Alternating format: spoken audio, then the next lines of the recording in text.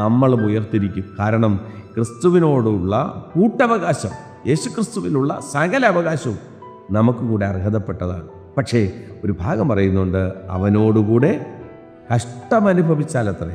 നമ്മുടെ ജീവിതത്തിനകത്ത് പ്രിയരെ, ഈ ലോകത്തിൽ ജീവിക്കുമ്പോൾ പാപം നിറഞ്ഞ, അഴുക്ക് നിറഞ്ഞ, ലോകത്തിൻ്റെ മോഹങ്ങൾ വല്ലാണ്ടങ്ങ് വശീകരിക്കുന്ന ഈ സാഹചര്യത്തിൽ നമ്മൾ ബലത്തോടെ കർത്താവിൻ്റെ ആത്മാവിനെ പ്രാപിച്ച് വിശ്വസ്തയോടെ നിന്നാൽ ജീവിതത്തിൽ വരുന്ന കഷ്ടതകളൊക്കെ ഒന്ന് കുടഞ്ഞു കളഞ്ഞിട്ട് നാമും തേജസ്കരിക്കപ്പെടേണ്ടവരാണെന്ന് തിരിച്ചറിഞ്ഞിട്ട് ആ ക്രിസ്തുവിൻ്റെ കൂട്ടവകാശത്തെ ഒന്ന് മനസ്സിലാക്കി, പ്രിയരെ, ലോകത്തിലുള്ള ശാശ്വതമല്ലാത്ത താൽക്കാലികമായ സൗഖ്യങ്ങളും താൽക്കാലികമായ നന്മയും ഇതൊന്നുമല്ല പ്രിയരെ.